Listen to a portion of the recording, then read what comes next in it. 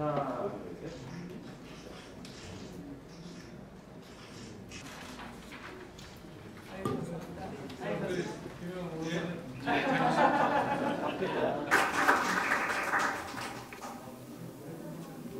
일기 신도시가 재정비 시기가 도래하고, 그런데 일기 신도시 간의 5개 안에서도 격차가 굉장히 심화되어 있습니다. 그래서 그 원인은 뭔지, 그리고 일기 신도시를 기존의 방식대로 우리가 재개발이든 재건축이든 리모델링을 했을 때 어떤 문제와 한계가 있는지를 좀 설명드리고, 그 사이에 이제 코로나라는 걸 통해서 공감 환경에도 또 여러 가지 경제 상황에도 변화가 생겼습니다. 그래서 그 변화 하에서 일기 신도시를 어떻게 재생해야 되느냐라는 걸 설명을 드리겠습니다.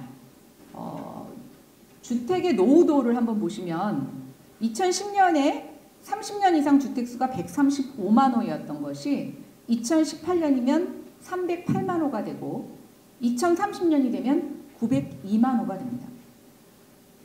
2010년 대비 고령화 속도가 2.3배라면 주택의 노후화 속도는 6.7배입니다. 그러다 보니까 공원도 있고 학교도 옆에 있는데 낡았다는 이유 하나로 집값이 떨어지고 있는 것에 대하여 소유자들이 이것을 개량해야 되는 그런 욕구가 굉장히 커지고 있습니다. 신도시 지역들 보시면 과거에 비슷한 빌라로 지었던 것들은 대부분 일종으로 묶여 있어서 아파트로 지을 수가 없습니다. 아파트로 지을 수 있는 3종은 용적률의 규제가 있기 때문에 더 늘릴 수 있는 한도가 굉장히 적습니다. 일부 신도시에서는 재건축을 하는 것보다 리모델링을 하는 것이 용적률에 훨씬 더 유리하기도 합니다. 제도가 모순이죠. 새로 허물고 짓는 거는 더 못하게 하고 있는 것에서 뼈대만 남기고 안에를 고치는 거에 대해서는 용적률을 3계층 정도 더 허용을 하게 됩니다. 지역적 특성에 따라 제가 좀 말씀을 드릴 텐데 현재 5개 신도시 중에서 재정비를 할 수 있는 유일한 지역은 가격 기준으로 보면 분당밖에 없습니다. 다른 지역들은 집값 수준이 너무 낮아서 그나마 지금 방식으로의 재건축도 재개발도 리모델링도 추진에 한계가 있습니다. 일기 신도시는 굉장히 성공적이었습니다.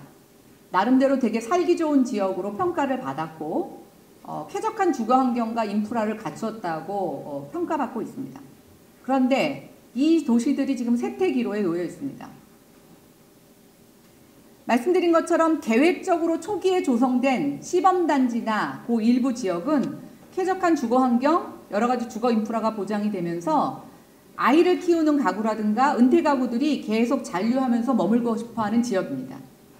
그런데 기존 일기 신도시 인프라의 기생에서 대규모 개발이 추가되면서 이 도시들은 거의 인구 100만에 육박하는 대도시로 성장을 했지만 사실은 시범단지나 기존 신도시 계획적으로 이루어진 도시를 빼놓고는 난개발 상태에 놓여 있습니다. 신도시가 완공되고 난 이후에 지역균형개발 정책이라는 미명하에 공공기관들이 다 수도권에서 지방으로 이전을 하게 됩니다. 또 신도시보다 더 좋은 입지에 추가 신도시를 건설을 하게 됩니다. 그런데 이런 정부의 굵직한 정책이 기존 일기 신도시를 고립화시키고 더 배드타운으로 전락시키는 촉진제가 됩니다. 공공기관이 빠져나간 자리에 민간기업을 대체했느냐에 따라서 신도시의 운명이 바뀝니다. 그게 대표적으로 분당입니다. 뒤에 비교해드리겠지만 5개 신도시 안에 유일하게 서울 집값에 맞먹는 수준으로 유지되고 있는 분당의 그 차이를 보시면 공공기관이 빠져나간 자리에 판교개발이라고 하는 민간기업 유치가 이루어졌기 때문입니다. 나머지 4개 도시는 그것이 이루어지지 않았기 때문에 가격차가 굉장히 많이 벌어지고 있습니다. 기업 유치에 실패한 일기 신도시들은 출퇴근 시간에 점점 늘어나면서 교통애로를 보이고 있고 서울에 근접한 3기 신도시까지 이제 완공이 되게 되면 저는 기업이 없는 일기 신도시는 지리적으로 수도권의 섬으로 전락할 거라고 보고 있습니다.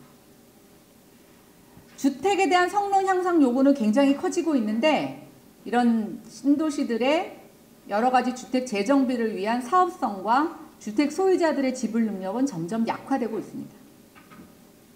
5개 신도시 모두 다 공이 가구 연령이 점점 고령화되고 있습니다. 그래서 일부 초기 입주자들은 이미 주택을 처분하고 신도시를 탈출하신 분들이 있고요. 지금 현재 남아 계신 분들은 집값이 워낙 낮거나 아니면 팔리지 않아서 그냥 어쩔 수 없이 여기서 머무르는 경우가 굉장히 있습니다. 아니면 여기 세를 주고 더 외곽으로 넘어갑니다. 일부 거주자들은 주거 이동을 하는 대신 기존 주택의 성능 개선으로 전환을 해서 집을 고칩니다. 그런데 이 집을 고치는 수준은 개별 단위의 주택을 고치는 정도이지 아파트 단지라든가 그것을 벗어난 범위로서의 성능 개선은 하고 있지 못합니다. 이뿐만이 아닙니다. 서울 강남의 집값이 오르고 재개발 재건축이 문제가 되면서 재개발 재건축에 대한 규제가 계속 강화되고 있습니다. 재개발 재건축을 본격적으로 시작도 못한 일기 신도시들은 이 철퇴의 영향도 같이 맞물리고 있습니다.